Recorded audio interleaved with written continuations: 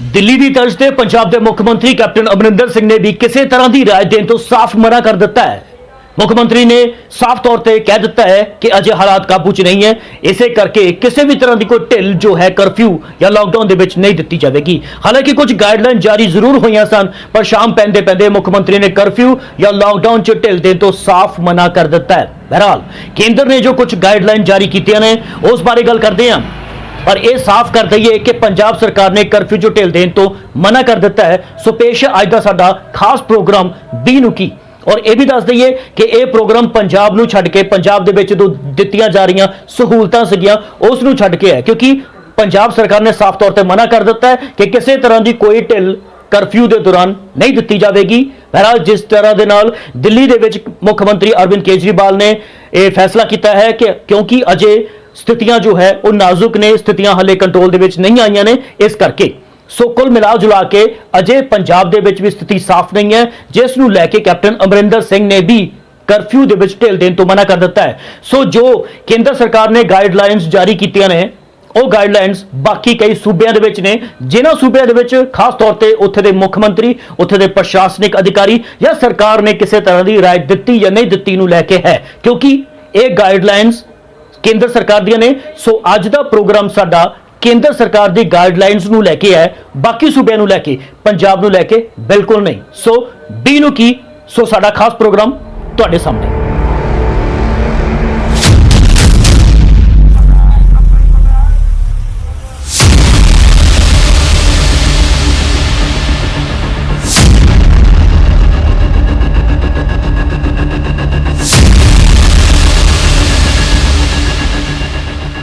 राजस्थान और यूपी सरकार का टांका भिड़ गया।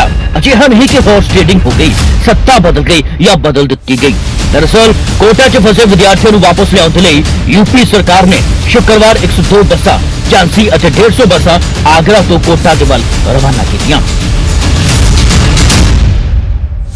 मजदूरां नूं लैण दे लई नहीं, इन्हां विद्यार्थियों नूं लैण दे लई। हालांकि ਇਹ ਨਾ ਤਾਂ ਗਰੀਬ ਨੇ, ਨਾ ਮਜ਼ਦੂਰ ਨੇ, ਨਾ ਬੇਸਹਾਰਾ ਨੇ ਅਤੇ ਨਾ ਲਾਚਾਰ ਨੇ। ਦਰਅਸਲ ਇਹਨਾਂ ਨੂੰ ਆਪਣੇ ਘਰ ਦੀਆਂ ਯਾਦਾਂ ਸਤਾ ਰਹੀਆਂ ਸਨ। ਸੋ ਇਹ ਬੱਸਾਂ ਗਈਆਂ ਅਮੀਰਾਂ ਦੇ ਬੱਚਿਆਂ ਨੂੰ ਲੈਣ ਦੇ ਲਈ ਅਤੇ ਰਾਤੋਂ ਰਾਤ ਵਿਦਿਆਰਥੀ ਆਪਣੇ ਘਰ ਦੇ ਲਈ ਰਵਾਨਾ ਵੀ ਹੋ ਗਏ। ਤੇ ਦੂਜੇ ਪਾਸੇ ਮਜ਼ਦੂਰ, ਬੇਸਹਾਰਾ, ਲਾਚਾਰ, ਗਰੀਬ ਭੁੱਖੇ ਥਿਆਏ ਪੁਲਿਸ ਦੇ ਡੰਡਿਆਂ ਦੀ ਮਾਰ ਝੇਲ ਰਹੇ ਨੇ। ਤੇ ਜੋ ਸਬਕਾ ਸਾਥ ਤੇ ਸਬਕਾ ਵਿਕਾਸ ਤੇ ਪਤਾ ਨਹੀਂ ਹੋਰ ਕੀ ਕਹਿਣ ਵਾਲਿਆਂ ਨੂੰ ਦਿਖਾਈ ਨਹੀਂ ਦਿੰਦਾ। ਖੈਰ ਅੱਜ ਦਾ ਪ੍ਰੋਗਰਾਮ ਨਾ ਤਾਂ ਪੁਲਿਸ ਦੇ ਡੰਡਿਆਂ ਦਾ ਹੈ ਅਤੇ ਨਾ ਹੀ ਗਰੀਬ ਅਮੀਰ ਦਾ। ਅੱਜ ਦਾ ਪ੍ਰੋਗਰਾਮ ਹੈ 20 ਅਪ੍ਰੈਲ ਨੂੰ ਕੀ ਹੋਵੇਗਾ, ਯਾਨੀ ਕਿ ਕੀ ਖੁੱਲੇਗਾ, ਕੀ ਬੰਦ, A to Z। B ਨੂੰ ਕੀ।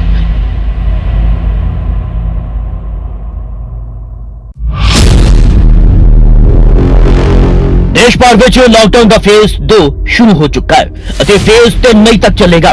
इस दौरान सरकार ने लॉकडाउन के इस फेज 2 के लिए नवे दिशा निर्देश या कहिए गाइडलाइंस जारी की ने, जिस तहत विस्तार नाल यह दस्या गया है कि तुसी इस लॉकडाउन के दौरान की कर सकते हो और की नहीं कर सकते, भाव किहड़ियां चीज़ां या सेवावां नूं छूट होवेगी और किन्हां ते पूरी तरह दे नाल पाबंदी लगा दी गई है। यह स्पष्ट कर दिता गया कि पाबंदियां लॉकडाउन के शुरू होने के नाल ही शुरू हो गई सन और अगे भी लागू रहणगियां, पर सोमवार तो कुछ सेवावां विच छूट दी जा सकती है, भाव 20 अप्रैल तो, पर बेहद सख्त शर्तां दे नाल। जे नियम नूं नजरअंदाज किया गया तो सारिया छूटां नूं हटा भी दिता जा सकता है। इस खास रिपोर्ट च तुहानूं दस्सांगे कि कित्थे अते किहड़ी छूट दी जा रही है और कित्थे अते किस चीज ते पूरी तरह दे नाल पाबंदी जारी रहेगी। सो पेश है रिपोर्ट बी नूं की। सरकार ने इस संबंध में एक नवी सूची जारी कर दी है, जिस देश भर में तालाबंदी के दौरान 20 अप्रैल तो सेवावां या आर्थिक गतिविधियां शुरू होंगी। जो क्षेत्र इस अग्नि परीक्षा में सफल होंगे, जो अपने यहां हॉटस्पॉट नहीं बढ़ने देंगे और जिनके हॉटस्पॉट में बदलने की आशंका भी कम होगी, वहां पर 20 अप्रैल से कुछ जरूरी गतिविधियों की अनुमति, छूटछाट दी जा सकती है। लॉकडाउन के नियम अगर टूटते हैं और कोरोना का पैर हमारे इलाके में पड़ता है तो सारी अनुमति तुरंत वापस ले ली जाएगी और इसलिए न खुद कोई लापरवाही करनी है और न ही किसी और को लापरवाही करने देना है।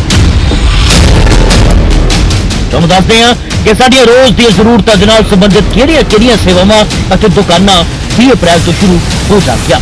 ਇਹ ਛੋਟ ਉਹਨਾਂ ਖੇਤਰਾਂ ਵਿੱਚ ਲਾਗੂ ਨਹੀਂ ਹੋਵੇਗੀ ਜੋ ਹੌਟਸਪੌਟ ਹਨ, ਯਾਨੀ ਕਿ ਕੋਰੋਨਾ ਵਾਇਰਸ ਦੇ ਵਧੇਰੇ ਮਾਮਲਿਆਂ ਦੇ ਕਾਰਨ ਸੀਲ ਕਰ ਦਿੱਤੇ ਗਏ ਨੇ।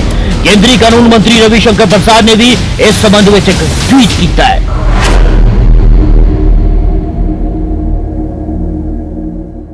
ਚਲੋ ਆਓ ਹੁਣ ਤੁਹਾਨੂੰ ਦੱਸਦੇ ਹਾਂ ਕਿ ਕਿਹੜੀਆਂ ਸਹੂਲਤਾਂ ਤੁਹਾਨੂੰ ਮਿਲਣ ਜਾ ਰਹੀਆਂ ਨੇ। ਕਰਿਆਨਾ ਅਤੇ ਰਾਸ਼ਨ ਦੀਆਂ ਦੁਕਾਨਾਂ ਖੁੱਲੀਆਂ ਹੋਣਗੀਆਂ।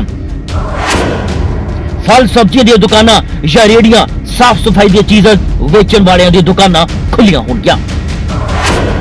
ਡੇਅਰੀ ਅਤੇ ਦੁੱਧ ਦੇ ਬੂਥ ਵੀ ਖੁੱਲੇ ਰਹਿਣਗੇ। ਪੋਲਟਰੀ, ਮੀਟ, ਮੱਛੀ ਅਤੇ ਫੀਡ ਜਾਂ ਚਾਰਾ ਵੇਚਣ ਵਾਲੀਆਂ ਦੁਕਾਨਾਂ ਖੁੱਲੀਆਂ ਹੋਣਗੀਆਂ। ਇਲੈਕਟ੍ਰੀਸ਼ੀਅਨ, ਆਈਟੀ ਰਿਪੇਅਰ ਜਿਵੇਂ ਤੁਹਾਡੇ ਕੰਪਿਊਟਰ ਜਾਂ ਮੋਬਾਈਲ ਰਿਪੇਅਰ ਦੀਆਂ ਦੁਕਾਨਾਂ ਖੁੱਲੀਆਂ ਹੋਣਗੀਆਂ। Plumber, motor mechanic, carpenter, DTH ਅਤੇ ਕੇਬਲ ਸੇਵਾਵਾਂ ਵੀ ਤੁਹਾਨੂੰ ਮਿਲਦੀਆਂ ਰਹਿਣਗੀਆਂ।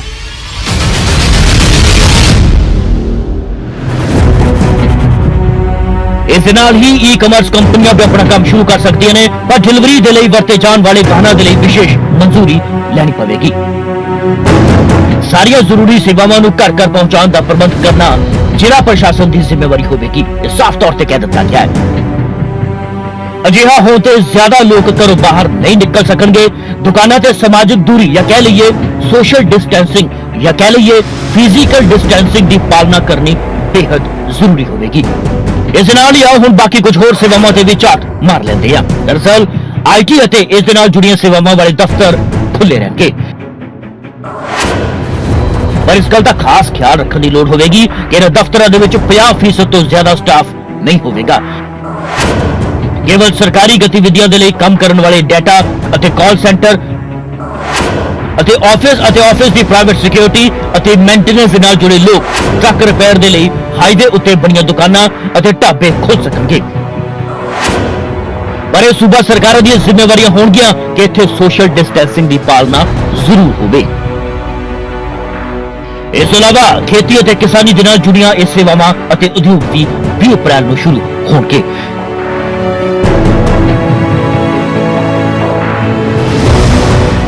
ਪਿੰਡਾਂ ਵਿੱਚ ਇੱਟਾਂ ਦੇ ਭੱਠੇ ਅਤੇ ਫੂਡ ਪ੍ਰੋਸੈਸਿੰਗ ਇੰਡਸਟਰੀ ਵਿੱਚ ਕੰਮ ਸ਼ੁਰੂ ਕੀਤਾ ਜਾ ਸਕੇਗਾ। ਗ੍ਰਾਮ ਪੰਚਾਇਤ ਪੱਧਰ ਉੱਤੇ ਸਰਕਾਰ ਦੀ ਮਨਜ਼ੂਰੀ ਵਾਲੇ ਕਾਮਨ ਸਰਵਿਸ ਸੈਂਟਰ ਖੁੱਲ ਸਕਣਗੇ। ਕੋਲਡ ਸਟੋਰੇਜ ਅਤੇ ਵੇਅਰ ਹਾਊਸ ਸਰਵਿਸ ਦੀ ਸ਼ੁਰੂਆਤ ਵੀ ਕੀਤੀ ਜਾ ਸਕਦੀ ਹੈ। ਫਿਸ਼ਿੰਗ ਆਪਰੇਸ਼ਨ ਯਾਨੀ ਸਮੁੰਦਰ ਅਤੇ ਦੇਸ਼ ਦੇ ਅੰਦਰ ਇਹ ਜਾਰੀ ਰਹਿਣਗੇ। ਇਸ ਤੋਂ ਇਲਾਵਾ ਮਛਲੀਆਂ ਦਾ ਭੋਜਨ, ਮੇਨਟੇਨੈਂਸ, ਪ੍ਰੋਸੈਸਿੰਗ, ਪੈਕੇਜਿੰਗ, ਮਾਰਕੀਟਿੰਗ ਅਤੇ ਵਿਕਰੀ ਹੋ ਸਕੇਗੀ। ਕਮਰਸ਼ੀਅਲ ਐਕਵੇਰੀਅਮ ਵੀ ਖੁੱਲ ਸਕਣਗੇ। ਮੱਛੀ ਅਤੇ ਮੱਛੀ ਉਤਪਾਦ, ਫਿਸ਼ ਸੀਡ, ਮਛਲੀਆਂ ਦਾ ਖਾਣਾ ਤੇ ਇਸ ਵਿੱਚ ਕੰਮ ਕਰਨ ਵਾਲੇ ਲੋਕ ਆਵਾਜਾਈ ਵੀ ਕਰ ਸਕਣਗੇ। ਚਾਹ, ਕਾਫੀ, ਰਬੜ ਅਤੇ ਕਾਜੂ ਦੀ ਪ੍ਰੋਸੈਸਿੰਗ, ਪੈਕੇਜਿੰਗ, ਮਾਰਕੀਟਿੰਗ ਅਤੇ ਵਿਕਰੀ ਦੇ ਲਈ ਫਿਲਹਾਲ 50% ਮਜ਼ਦੂਰ ਹੀ ਕੰਮ ਕਰ ਸਕਣਗੇ। ਦੁੱਧ ਦਾ ਕਲੈਕਸ਼ਨ, ਪ੍ਰੋਸੈਸਿੰਗ, ਡਿਸਟ੍ਰੀਬਿਊਸ਼ਨ ਅਤੇ ਟਰਾਂਸਪੋਰਟੇਸ਼ਨ ਵੀ ਹੋ ਸਕੇਗੀ। ਪੋਲਟਰੀ ਫਾਰਮ ਸਮੇਤ ਹੋਰ ਪਸ਼ੂ ਪਾਲਣ ਗਤੀਵਿਧੀਆਂ ਚਾਲੂ ਰਹਿਣਗੀਆਂ। ਪਸ਼ੂਆਂ ਦਾ ਖਾਣਾ ਮਸਲਨ ਮੱਕਾ ਅਤੇ ਸੋਇਆ ਦੀ ਮੈਨੂਫੈਕਚਰਿੰਗ ਅਤੇ ਡਿਸਟ੍ਰੀਬਿਊਸ਼ਨ ਵੀ ਹੋ ਸਕੇਗੀ। ਪਸ਼ੂ ਸ਼ੈਲਟਰ ਅਤੇ ਗਊਸ਼ਾਲਾ ਵੀ ਖੁੱਲੀਆਂ ਰਹਿਣਗੀਆਂ।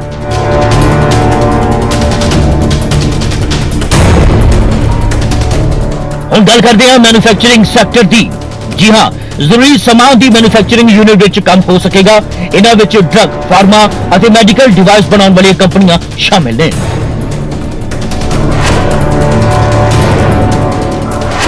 ਸੋਸ਼ਲ ਡਿਸਟੈਂਸਿੰਗ ਦਾ ਧਿਆਨ ਰੱਖ ਅਤੇ ਮਾਸਕ ਲਗਾ ਕੇ ਮਨਰੇਗਾ ਦੇ ਨਾਲ ਜੁੜੇ ਮਜ਼ਦੂਰ ਵੀ ਕੰਮ ਕਰ ਸਕਣਗੇ। ਅਜਿਹੀ ਪ੍ਰੋਡਕਸ਼ਨ ਯੂਨਿਟ ਜਿਸ ਵਿੱਚ ਪ੍ਰੋਸੈਸ ਨੂੰ ਰੋਕਿਆ ਨਹੀਂ ਜਾ ਸਕਦਾ ਉਹ ਸ਼ੁਰੂ ਹੋ ਸਕਣਗੀਆਂ। ਉਹਨਾਂ ਦੀ ਸਪਲਾਈ ਚੇਨ ਵੀ ਸ਼ੁਰੂ ਹੋ ਸਕੇਗੀ। ਮੈਨੂਫੈਕਚਰਿੰਗ ਸੈਕਟਰ ਅਤੇ special economic zone industrial township ਵਿੱਚ ਸਥਿਤ ਕੰਪਨੀਆਂ ਨੂੰ ਆਪਣੇ ਇੱਥੇ ਕੰਮ ਕਰਨ ਵਾਲੇ ਸਟਾਫ ਦੇ ਰੋਕਣ ਦੀ ਵਿਵਸਥਾ ਕੰਪਨੀ ਪਰਿਸਰ ਵਿੱਚ ਹੀ ਕਰਨੀ ਹੋਵੇਗੀ। ਇਹ ਖਾਸ ਧਿਆਨ ਦੇਣ ਯੋਗ ਗੱਲ ਹੈ। ਜੇਕਰ ਸਟਾਫ ਬਾਹਰ ਤੋਂ ਆਉਂਦਾ ਹੈ ਤਾਂ ਸੋਸ਼ਲ ਡਿਸਟੈਂਸਿੰਗ ਦਾ ਧਿਆਨ ਰੱਖਦੇ ਹੋਏ ਉਹਨਾਂ ਦੇ ਆਉਣ ਜਾਣ ਦੇ ਇੰਤਜ਼ਾਮ ਕੰਪਨੀ ਨੂੰ ਹੀ ਕਰਨੇ ਪੈਣਗੇ। ਆਈਟੀ ਹਾਰਡਵੇਅਰ ਬਣਾਉਣ ਵਾਲੀਆਂ ਕੰਪਨੀਆਂ ਵੀ ਆਪਣਾ ਕੰਮ ਧੰਦਾ ਸ਼ੁਰੂ ਕਰ ਸਕੇਗੀ। ਕੋਲ ਮਾਈਨ ਅਤੇ ਮਿਨਰਲ ਪ੍ਰੋਡਕਸ਼ਨ, ਉਹਨਾਂ ਦੇ ਟਰਾਂਸਪੋਰਟ ਅਤੇ ਮਾਈਨਿੰਗ ਦੇ ਲਈ ਜ਼ਰੂਰੀ ਵਿਸਫੋਟਕ ਦੀ ਆਪੂਰਤੀ ਵੀ ਜਾਰੀ ਰਹੇਗੀ। ਆਇਲ ਅਤੇ ਜੂਟ ਇੰਡਸਟਰੀ, ਪੈਕੇਜਿੰਗ ਮਟੀਰੀਅਲ ਦੀ ਮੈਨੂਫੈਕਚਰਿੰਗ ਯੂਨਿਟ ਵੀ ਇਸ ਲਾਕਡਾਊਨ ਤੇ ਕਰਫਿਊ ਤੋਂ ਛੂਟ ਮਿਲ ਜਾਵੇਗੀ।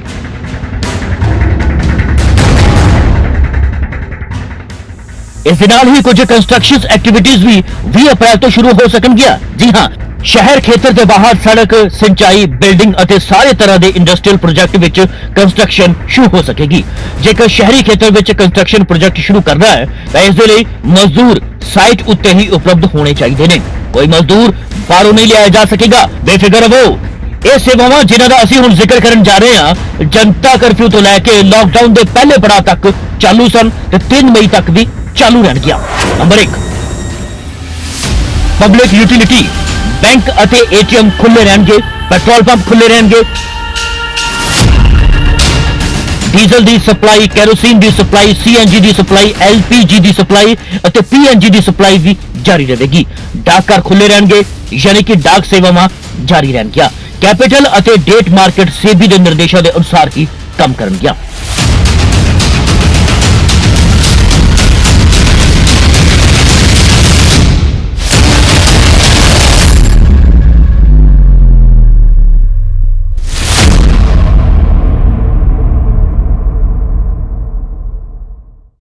ਤੇ ਜੇਕਰ ਸਿਹਤ ਸਿਸਟਮ ਦੀ ਗੱਲ ਕਰੀਏ ਤਾਂ ਇਸ 'ਚ ਤੁਹਾਨੂੰ ਕੀ ਰਿਆਇਤਾਂ ਮਿਲਣਗੀਆਂ, ਇਸ ਤੇ ਵੀ ਗੱਲ ਕਰਨੀ ਜ਼ਰੂਰੀ ਹੈ। ਸੋ ਇਸ ਤੇ ਵੀ ਗੱਲ ਕਰ ਲੈਂਦੇ ਹਾਂ। ਦਰਅਸਲ ਹਸਪਤਾਲ, ਨਰਸਿੰਗ ਹੋਮ, ਕਲੀਨਿਕ ਉਸੇ ਤਰ੍ਹਾਂ ਦੇ ਨਾਲ ਚੱਲਦੇ ਰਹਿਣਗੇ। Dispensary, chemist, pharmacy, Jan Aushadhi ਕੇਂਦਰਾਂ ਸਮੇਤ ਸਾਰੇ ਤਰ੍ਹਾਂ ਦੀਆਂ ਦਵਾਈਆਂ ਦੀਆਂ ਦੁਕਾਨਾਂ ਅਤੇ ਮੈਡੀਕਲ ਇਕਵਿਪਮੈਂਟ ਦੀਆਂ ਦੁਕਾਨਾਂ, ਮੈਡੀਕਲ ਲੈਬ ਅਤੇ ਕਲੈਕਸ਼ਨ ਸੈਂਟਰ, ਫਾਰਮਾ ਅਤੇ ਮੈਡੀਕਲ ਰਿਸਰਚ ਲੈਬ, ਕਰੋਨਾ ਦੇ ਨਾਲ ਜੁੜੇ ਰਿਸਰਚ ਕਰਨ ਵਾਲੀਆਂ ਜਿੰਨੀਆਂ ਸੰਸਥਾਵਾਂ ਨੇ, ਵੈਟਰਨਰੀ ਹਸਪਤਾਲ ਨੇ, ਪੈਥੋਲੋਜੀ ਲੈਬਸ ਨੇ, ਟੀਕੇ ਅਤੇ ਦਵਾਈਆਂ ਦੀਆਂ ਵਿਕਰੀ ਕਰਨ ਵਾਲੀਆਂ ਦੁਕਾਨਾਂ, ਕਰੋਨਾ ਨੂੰ ਰੋਕਣ ਦੇ ਲਈ ਜ਼ਰੂਰੀ ਸੇਵਾਵਾਂ ਦੇਣ ਵਾਲੇ ਸਾਰੇ ਨਿੱਜੀ ਸੰਸਥਾਨ, ਹੋਮ ਕੇਅਰ, ਡਾਇਗਨੋਸਟਿਕ ਸੈਂਟਰ, ਹਸਪਤਾਲਾਂ 'ਚ ਕੰਮ ਕਰਨ ਵਾਲੀ ਸਪਲਾਈ ਚੇਨ ਚਾਲੂ ਰਹੇਗੀ ਤੇ ਦਵਾਈ, pharma, medical device, medical oxygen ਅਤੇ ਇਸ ਦੇ ਨਾਲ ਜੁੜੀਆਂ ਪੈਕੇਜਿੰਗ ਮਟੀਰੀਅਲ ਅਤੇ ਰॉ ਮਟੀਰੀਅਲ ਬਣਾਉਣ ਵਾਲੀ ਮੈਨੂਫੈਕਚਰਿੰਗ ਯੂਨਿਟਸ, ਸਾਰੇ ਤਰ੍ਹਾਂ ਦੀ ਮੈਡੀਕਲ ਵੈਟਰਨਰੀ ਸੇਵਾਵਾਂ ਦੇ ਨਾਲ ਜੁੜੇ ਲੋਕ, ਸਾਇੰਟਿਸਟ, ਨਰਸਾਂ, paramedical staff, lab technicians, ambulance ਸਮੇਤ ਹਸਪਤਾਲ ਦੇ ਨਾਲ ਜੁੜੇ ਸੇਵਾਵਾਂ ਦੇ ਨਾਲ ਜੁੜੇ ਜੋ ਲੋਕ ਨੇ ਸੂਬੇ ਦੇ ਅੰਦਰ ਅਤੇ ਬਾਹਰ, ਉਹ ਸਾਰੀ ਤਰ੍ਹਾਂ ਦੇ ਨਾਲ ਮੂਵਮੈਂਟ ਕਰ ਸਕਣਗੇ। ਇਹ ਸਰਕਾਰ ਨੇ ਹਿਦਾਇਤਾਂ ਜਾਰੀ ਕਰ ਦਿੱਤੀਆਂ ਨੇ।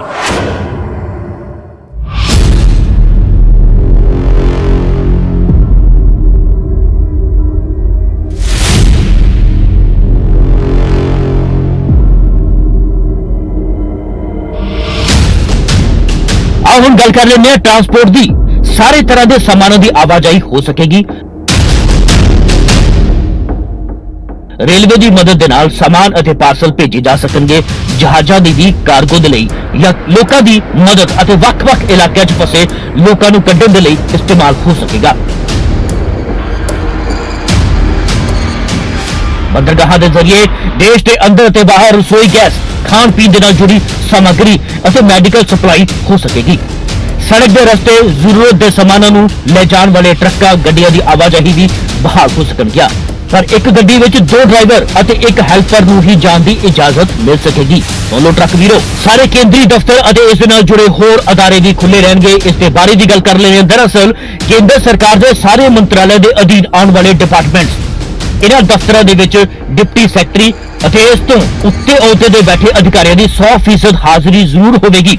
ਇਸ ਤੋਂ ਹੇਠਲੇ ਅਹੁਦਿਆਂ ਦੇ 33% ਤੋਂ ਜ਼ਿਆਦਾ ਅਧਿਕਾਰੀਆਂ ਅਤੇ ਹੋਰ ਸਟਾਫ ਨੂੰ ਜ਼ਰੂਰਤ ਦੇ ਮੁਤਾਬਕ ਆਫਿਸ 'ਚ ਆਉਣਾ ਹੋਵੇਗਾ। सशस्त्र बल, सेहत ਅਤੇ परिवार कल्याण, आपदा प्रबंधन, मौसम विभाग, केंद्रीय सूचना कमीशन, FCI, NCC, नेहरू जवान केंद्र ਅਤੇ ਕਸਟਮ ਦੇ ਦਫ਼ਤਰਾਂ ਵਿੱਚ ਵੀ ਬਿਨਾਂ ਰੁਕਾਵਟ ਦੇ ਕੰਮ ਹੋ ਸਕੇਗਾ। ਸੂਬਿਆਂ ਅਤੇ ਕੇਂਦਰ ਸ਼ਾਸਿਤ ਪ੍ਰਦੇਸ਼ਾਂ ਦੇ ਦਫ਼ਤਰਾਂ ਅਤੇ ਉਹਨਾਂ ਦੇ ਨਾਲ ਜੁੜੇ ਆਫਿਸ ਦੀ ਵੀ ਖੁੱਲ ਸਕਣਗੇ। ਇਹਨਾਂ ਬਾਰੇ ਵੀ ਗੱਲ ਕਰ ਲੈਂਦੇ ਹਾਂ। ਦਰਅਸਲ police, home guard, civil defence, fire ਅਤੇ ਐਮਰਜੈਂਸੀ ਸਰਵਿਸਿਜ਼, ਆਪਦਾ ਪ੍ਰਬੰਧਨ, ਜੇਲ੍ਹ ਅਤੇ ਨਗਰ ਨਿਕਾਏ ਦੇ ਦਫ਼ਤਰਾਂ ਵਿੱਚ ਕੰਮ ਧੰਦਾ ਜਾਰੀ ਰਹੇਗਾ। ਇਸ ਦੇ ਇਲਾਵਾ ਸੂਬੇ ਦੇ ਹੋਰ ਵਿਭਾਗਾਂ ਦੇ ਵਿੱਚ ਸਟਾਫ ਦੀ ਸੀਮਿਤ ਗਿਣਤੀ ਦੇ ਨਾਲ ਕੰਮ ਹੋਵੇਗਾ। ਗਰੁੱਪ A ਅਤੇ ਗਰੁੱਪ B ਦੇ ਅਧਿਕਾਰੀ ਜ਼ਰੂਰਤ ਪੈਣ ਉੱਤੇ ਆਫਿਸ ਆਉਣਗੇ। ਗਰੁੱਪ C ਅਤੇ ਉਹਨਾਂ ਦੇ ਹੇਠਾਂ ਦੇ 33% ਕਰਮਚਾਰੀ ਦੇ ਨਾਲ ਦਫ਼ਤਰ 'ਚ ਹੀ ਕੰਮ ਹੋ ਸਕੇਗਾ। ਜ਼ਿਲ੍ਹਾ ਪ੍ਰਸ਼ਾਸਨ ਅਤੇ ਕੋਸ਼ਾਗਾਰ ਦੇ ਵਿੱਚ ਕਰਮਚਾਰੀਆਂ ਦੀ ਸੀਮਿਤ ਗਿਣਤੀ ਦੇ ਨਾਲ ਕੰਮ ਹੋਵੇਗਾ। ਹਾਲਾਂਕਿ ਜ਼ਰੂਰੀ ਸੇਵਾਵਾਂ ਦੀ ਡਿਲੀਵਰੀ ਵਿੱਚ ਲੱਗੇ ਕਰਮਚਾਰੀਆਂ ਨੂੰ ਛੋਟ ਬਰਕਰਾਰ ਰਹੇਗੀ। ਜੰਗਲਾਤ ਵਿਭਾਗ ਦੇ ਕਰਮਚਾਰੀਆਂ ਚਿੜੀਆਘਰ, ਨਰਸਰੀ, ਪੇੜਾਂ ਦੀ ਸਿੰਚਾਈ ਅਤੇ ਜੰਗਲ ਵਿੱਚ ਅੱਗ ਉੱਤੇ ਕਾਬੂ ਪਾਉਣ ਦੇ ਕੰਮ ਵੀ ਹੋ ਸਕਣਗੇ।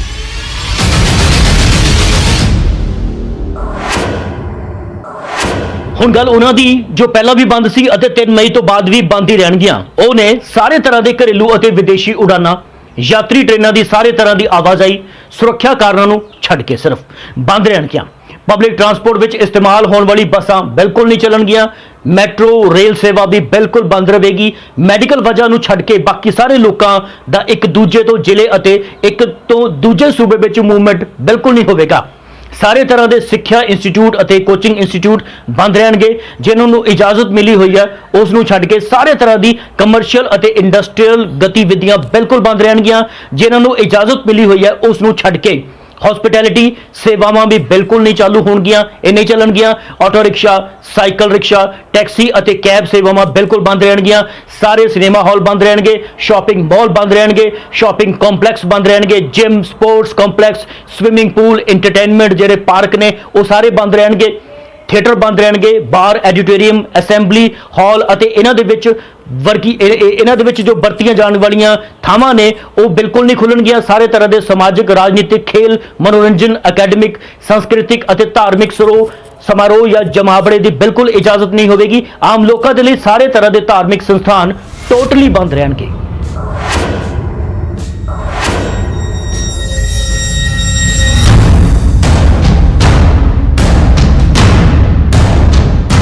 ਲਾਕਡਾਊਨ ਦੇ ਦੌਰਾਨ ਜੋ ਸਹੂਲਤਾਂ ਦਿੱਤੀਆਂ ਗਈਆਂ ਸਨ ਉਹ ਹੁਣ ਖਤਮ ਹੋ ਚੁੱਕੀਆਂ ਨੇ ਅਤੇ ਹੁਣ 20 ਅਪ੍ਰੈਲ ਤੋਂ ਤੁਹਾਨੂੰ ਦੇਣਾ ਹੋਵੇਗਾ ਟੋਲ ਟੈਕਸ। ਉਂਝ ਤਾਂ ਲਾਕਡਾਊਨ 3 ਮਈ ਤੱਕ ਲਾਗੂ ਹੋਵੇਗਾ, ਲੇਕਿਨ ਮਾਲੀ ਹਾਲਤ ਨੂੰ ਰਫ਼ਤਾਰ ਦੇਣ ਦੇ ਲਈ 20 ਅਪ੍ਰੈਲ ਤੋਂ ਕੁਝ ਖੇਤਰਾਂ ਵਿੱਚ ਢਿੱਲ ਦਿੱਤੀ ਜਾਵੇਗੀ। ਇਸ ਢਿੱਲ ਦੇ ਨਾਲ ਹੀ NHAI 20 ਅਪ੍ਰੈਲ ਤੋਂ ਰਾਸ਼ਟਰੀ ਰਾਜਮਾਰਗਾਂ ਉੱਤੇ ਯਾਨੀ ਕਿ ਨੈਸ਼ਨਲ ਹਾਈਵੇਜ਼ ਤੇ ਟੋਲ ਟੈਕਸ ਵਸੂਲਣਾ ਸ਼ੁਰੂ ਕਰ ਦੇਵੇਗੀ। ਇਸ ਸੰਬੰਧ ਵਿੱਚ ਸੜਕ ਟਰਾਂਸਪੋਰਟ ਤੇ ਰਾਜਮਾਰਗ ਮੰਤਰਾਲਾ ਨੇ NHAI ਨੂੰ ਇੱਕ ਪੱਤਰ ਵੀ ਲਿਖਿਆ ਹੈ। ਤੁਹਾਨੂੰ ਦੱਸਦੇ ਹਾਂ ਕਿ ਇਸ ਪੱਤਰ 'ਚ ਆਖਿਰਕਾਰ ਲਿਖਿਆ ਕੀ ਹੈ। NHAI ਨੂੰ ਲਿਖੇ ਪੱਤਰ ਵਿੱਚ ਮੰਤਰਾਲਾ ਨੇ ਕਿਹਾ ਹੈ ਕਿ ਟੋਲ ਟੈਕਸ ਦੀ ਵਸੂਲੀ 20 ਅਪ੍ਰੈਲ 2020 ਤੋਂ ਕੀਤੀ ਜਾਣੀ ਚਾਹੀਦੀ ਹੈ। ਦਰਅਸਲ ਲੰਘੇ 25 ਮਾਰਚ ਨੂੰ ਸਰਕਾਰ ਨੇ ਕੋਰੋਨਾ ਵਾਇਰਸ ਦੇ ਮੱਦੇਨਜ਼ਰ ਲਾਕਡਾਊਨ ਦੀ ਵਜ੍ਹਾ ਕਰਕੇ ਟੋਲ ਟੈਕਸ ਦੀ ਵਸੂਲੀ ਅਸਥਾਈ ਤੌਰ ਤੇ ਰੋਕ ਦਿੱਤੀ ਸੀ ਤਾਂ ਜੋ ਜ਼ਰੂਰੀ ਵਸਤੂਆਂ ਨੂੰ ਇੱਕ ਥਾਂ ਤੋਂ ਦੂਜੇ ਥਾਂ ਤੇ ਲਿਜਾਣ ਵਿੱਚ ਲੋਕਾਂ ਨੂੰ ਜ਼ਿਆਦਾ ਮੁਸ਼ਕਲਾਤਾਂ ਨਾ ਆਵੇ। ਇਸ ਤੋਂ ਬਾਅਦ NHAI ਨੇ 11 ਅਤੇ 14 ਅਪ੍ਰੈਲ ਨੂੰ ਆਪਣੇ ਮੰਤਰਾਲੇ ਨੂੰ ਪੱਤਰ ਲਿਖਿਆ ਜਿਸ ਵਿੱਚ ਟੋਲ ਟੈਕਸ ਵਸੂਲੀ ਸ਼ੁਰੂ ਕਰਨ ਉੱਤੇ ਜ਼ੋਰ ਦਿੱਤਾ ਗਿਆ। ਇਸ ਪੱਤਰ ਦੇ ਵਿੱਚ NHAI ਨੇ ਟੋਲ ਟੈਕਸ ਵਸੂਲੀ ਦੇ ਲਈ ਦਲੀਲ ਦਿੰਦੇ ਹੋਏ ਕਿਹਾ ਕਿ ਗ੍ਰਹਿ ਮੰਤਰਾਲੇ ਵੱਲੋਂ ਕਈ ਕੰਮਕਾਜਾਂ ਨੂੰ 20 ਅਪ੍ਰੈਲ ਤੋਂ ਸ਼ੁਰੂ ਕਰਨ ਦੀ ਮਨਜ਼ੂਰੀ ਦੇ ਦਿੱਤੀ ਜਾਵੇ। NHAI ਦੇ ਮੁਤਾਬਕ ਟੋਲ ਟੈਕਸ ਦੀ ਵਸੂਲੀ ਦੇ ਨਾਲ ਸਰਕਾਰ ਨੂੰ ਮਾਲੀਆ ਜਾਂ ਕਹੀਏ ਕਿ ਸਰਕਾਰ ਨੂੰ ਰੈਵਨਿਊ ਮਿਲਦਾ ਹੈ ਅਤੇ ਇਸ ਦੇ ਨਾਲ NHAI ਨੂੰ ਪੈਸਾ ਵੀ ਮਿਲਦਾ ਹੈ, ਮੁਨਾਫਾ ਵੀ ਹੁੰਦਾ ਹੈ।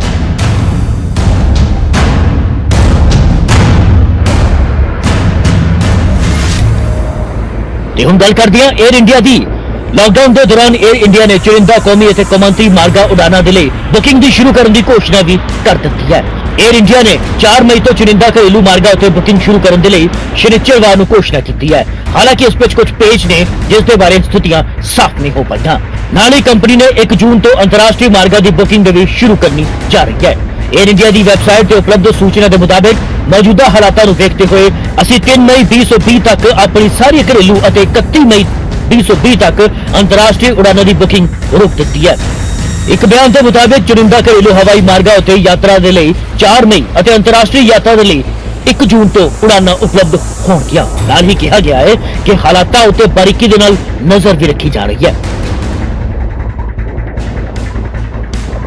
ਕੋਰੋਨਾ ਵਾਇਰਸ ਮਹਾਮਾਰੀ ਦੇ ਕਮਿਊਨਿਟੀ ਸਪਰੈਡ ਨੂੰ ਰੋਕਣ ਦੇ ਲਈ ਕੇਂਦਰ ਸਰਕਾਰ ਨੇ 25 ਮਾਰਚ ਨੂੰ 21 ਦਿਨ ਦੇ ਲਾਕਡਾਊਨ ਦਾ ਐਲਾਨ ਕੀਤਾ ਸੀ। ਇਸ ਨੂੰ 19 ਦਿਨ ਅੱਗੇ ਵਧਾ ਕੇ 3 ਮਈ ਤੱਕ ਕਰ ਦਿੱਤਾ ਗਿਆ। ਇੱਕ ਅਨੁਮਾਨ ਦੇ ਮੁਤਾਬਕ ਘਰੇਲੂ ਅਤੇ ਅੰਤਰਰਾਸ਼ਟਰੀ ਉਡਾਨਾਂ ਰੱਦ ਹੋਣ ਦੇ ਨਾਲ 에ਅਰ ਇੰਡੀਆ ਨੂੰ ਰੋਜ਼ਾਨਾ 30 ਤੋਂ 35 ਕਰੋੜ ਰੁਪਏ ਦਾ ਨੁਕਸਾਨ ਹੋ ਰਿਹਾ ਹੈ।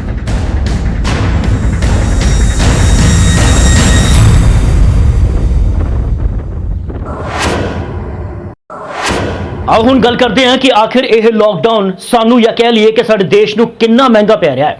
ਉਦਯੋਗ ਅਤੇ ਨੌਕਰੀ ਪੇਸ਼ਾ ਦੇ ਨਾਲ ਜੁੜੇ ਸੰਗਠਨ ਫਿੱਕੀ ਯਾਨੀ ਕਿ federation of India chambers of commerce and industry ਦੇ ਇੱਕ ਅਨੁਮਾਨ ਦੇ ਮੁਤਾਬਿਕ ਲਾਕਡਾਊਨ ਦੇ ਹਰ ਦਿਨ ਭਾਰਤੀ ਮਾਲੀ ਹਾਲਤ ਨੂੰ ਯਾਨੀ ਕਿ ਅਰਥ ਵਿਵਸਥਾ ਨੂੰ 40,000 ਕਰੋੜ ਦਾ ਨੁਕਸਾਨ ਹੋ ਰਿਹਾ ਹੈ।